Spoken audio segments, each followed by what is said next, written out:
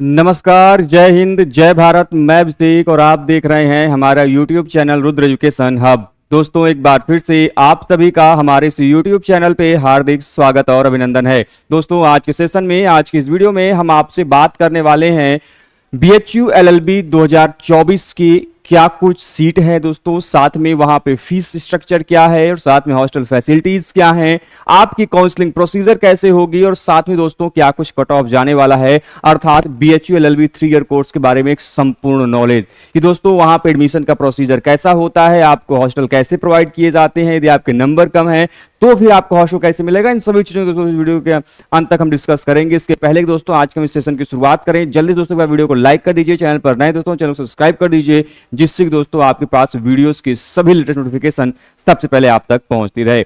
दोस्तों हम चलते हैं अपने वीडियो की तरफ। जैसे दोस्तों आप सभी जानते हैं, बनारस हिंदू यूनिवर्सिटी अर्थात बीएचयू, जिसको हम लोग काशी हिंदू विश्वविद्यालय कहते हैं, वहां पे दो प्रकार के कोर्सेज चलाए जाते हैं। एक है दोस्तों आपका एलएलबी 3 ईयर प्रोग्राम और दूसरा दोस्तों आपका जो कोर्स है वो है बीएलएलबी प्रोग्राम, जो कि दोस्तों यूजी लेवल पे चलाया जाता है। दोस्तों जो ये बीएचयू एलएलबी का 3 ईयर प्रोग्राम है और या फिर बीएलएलबी का प्रोग्राम है या फिर कह लीजिए लॉ का कोई भी प्रोग्राम है दोस्तों, वो केवल और केवल ये जो कोर्सेज दोस्तों ये बीएचयू के मेन कैंपस का जो उनका लॉ फैकल्टी है वहीं पर चलाया जाता है। आप बिल्कुल भी कंफ्यूज ना हो कि जो बीएचयू का एलएलबी है वो बीएचयू के किसी एफिलिएटेड कॉलेज में भी चलाया जाता है, तो ये सूचना गलत है। बीएचयू अपना एलएलबी का जो प्रोग्राम है वो केवल और केवल अपने जो मेन कैंपस है वहीं पे चलाता है। अब बात करें दोस्तों तो यहां पे सीटों की बात करते हैं। तो दोस्तों बीएचयू एलएलबी के इस प्रोग्राम में दो प्रकार की सीटें आपको दिखाई देती हैं। एक वो सीट दोस्तों जो कि रेगुलर बेसिस पे होती है, रेगुलर सीट जिसको हम लोग बोलते हैं। दूसरी जो सीट होती है वो पेड सीट या फिर किसी कोटा की सीट होती है, जैसे एम्प्लॉय अवार्ड हो गया, ठीक है, पीडब्ल्यूडी कोटा हो गया या फिर बाकी कोटा हो गया। तो दोस्तों ऐसे में जो रेगुलर सीट दोस्तों उनकी जो संख्या है वो लगभग 286 दोस्तों ऑफिस आप ब्राउचर देखेंगे तो उसमें 286 दोस्तों रेगुलर सीट की दिखाई देती है। वहीं पे दोस्तों जो पेड सीट होता है ये टोटल सीट का 10 to 15% जो होता है यह आपकी पेड सीट होता है। जैसे मान लीजिए कि यदि किसी कोर्स में 100 सीट है तो 10 से 15 सीट बढ़ जाएगी पेड सीट के लिए, और यही प्रोसीजर दोस्तों बीएचयू में भी है। तो 286 रेगुलर सीट और उसकी 10 to 15% सीटें जो दोस्तों वो रिजर्व होती हैं पेड सीट के लिए। जिस प्रकार से आपका रिजर्वेशन अप्लाई होता है रेगुलर सीट पे, चाहे वो general, OBC, SC, ST, EWS या फिर पीडब्ल्यूडी के लिए होता है, ठीक उसी प्रकार ये जो पेड सीट है उस पे भी आपका ईडब्ल्यूएस की कट ऑफ अलग बनेगी, ओबीसी कट ऑफ अलग बनेगी, एससी और एसटी कट ऑफ अलग अलग बनती है। तो इनकी जो आपकी जो 10 to 15% ये होगा। अब बात करते हैं फीस स्ट्रक्चर। देखिए मैंने कहा कि दो प्रकार की मुख्यतः सीटें हैं, एक रेगुलर सीट है, दूसरी पेड सीट है। जो रेगुलर सीट की फीस है वो लगभग आपके 2800 से 3000 रुपए जो फीस है वो आपको दिखाई देती, जो कि पहले सेमेस्टर में आपको देना होता है। जो दूसरा सेमेस्टर है वो लगभग आपको 500 रुपए जो है वो देना पड़ेगा दूसरे सेमेस्टर में। वहीं पे जब आप तीसरे सेमेस्टर में पुनः जाएंगे तो फिर वही लगभग 2800 के आसपास, फिर चौथे सेमेस्टर में 500 के आसपास। तो जो आपके पहला, तीसरा और पांचवा सेमेस्टर है उसमें फीस ज्यादा लगती है, दूसरे, चौथे और छठवें सेमेस्टर में जो फीस है वो कम लगती है। अब वहीं पे यदि हम पेड सीट की बात करते हैं दोस्तों, तो जो पेड सीट की फीस है, जो आप रेगुलर सीट की फीस दे रहे हो, अर्थात ये 3800 वाला या फिर 500 रुपए वाला सेमेस्टर जो फीस दे रहे हो वो तो आपको देना ही देना है, लेकिन प्रत्येक साल आपको एक 15,000 रुपए की जो डीडी है वो आपको जमा करना पड़ेगा एज अ डोनेशन। यही एक्स्ट्रा फीस आपको पेड सीट के तौर पे देनी पड़ती है। बस अंतर यही है आपका, बाकी कोई भी अंतर आपके रेगुलर और पेड सीट में नहीं है। बस अंतर यह कि यहां पे जो फीस है वो आपकी ज्यादा लगती है। अब ऐसे में 15,000 रुपए प्रति वर्ष है, सेमेस्टर नहीं है। प्रति वर्ष मतलब साल में एक बार जो है आपको यह फीस जो है देना पड़ेगा एज अ डोनेशन।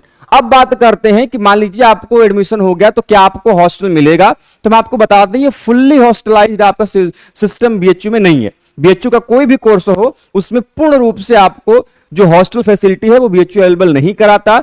जितने कोर्स के आपके मेंबर हैं, जैसे मान लीजिए किसी कोर्स में कुल 100 स्टूडेंट ने एडमिशन लिया तो उसमें से 30 से 35% जो स्टूडेंट होंगे, 30 to 35% स्टूडेंट होंगे, उन्हीं को जो है कि वो क्या मिलेगा, उनके मेरिट के आधार पे, जैसे आपने जो रैंक हासिल किया है अपने क्वालिफाइंग एग्जाम में, उनके आधार पे जो है आपको एडमिशन मिलेगा।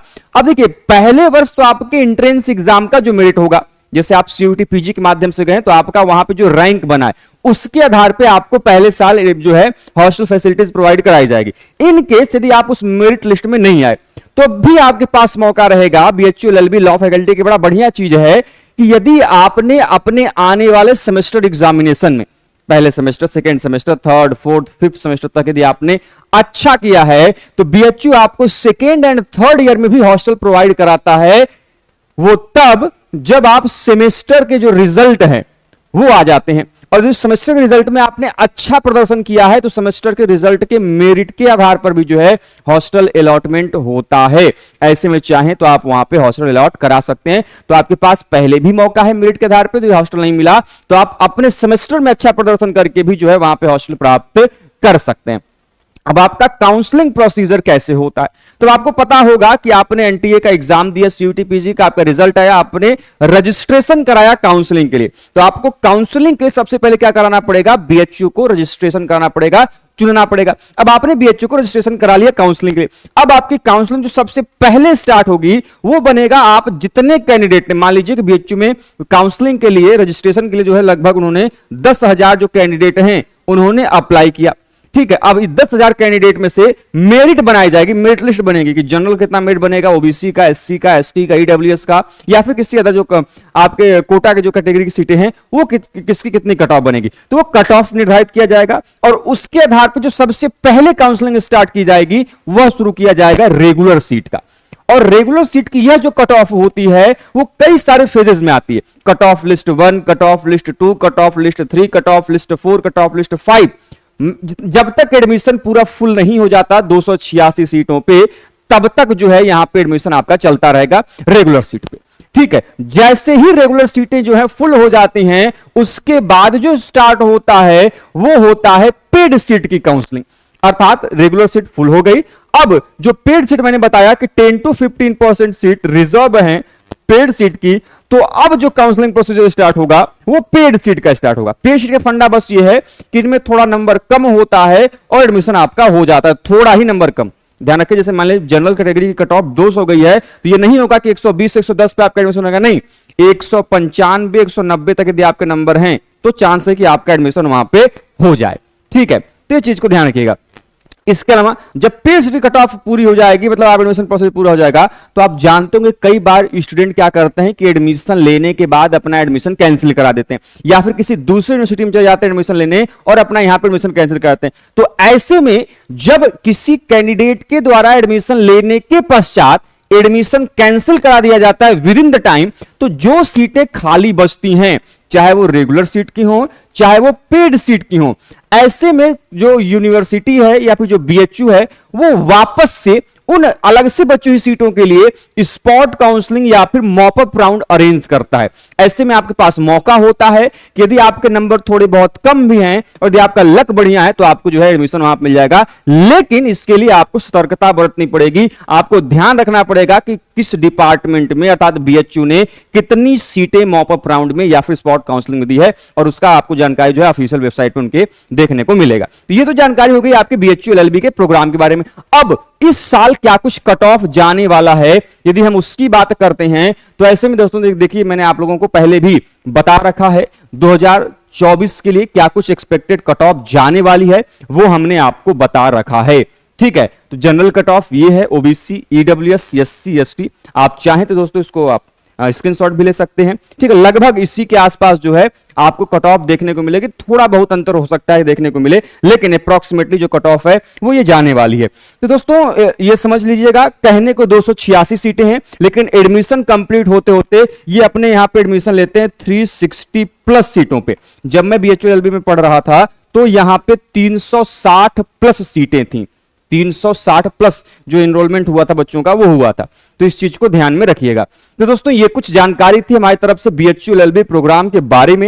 ये दोस्तों आपका भी कोई क्वेरी हो, कोई प्रश्न हो तो आप हमें कमेंट बॉक्स के माध्यम से पूछ सकते हैं। आई होप दोस्तों आपके सभी प्रश्नों का जवाब इस क्वेश्चन सीरीज के माध्यम से, इस वीडियो के माध्यम से मिल गया होगा। तो मिलते दोस्तों इसी प्रकार की इंफॉर्मेशन और अपडेट के साथ नेक्स्ट वीडियो में। तब तक के दोस्तों स्वस्थ रहिए, मस्त रहिए। जय हिंद, जय भारत, हर हर महादेव।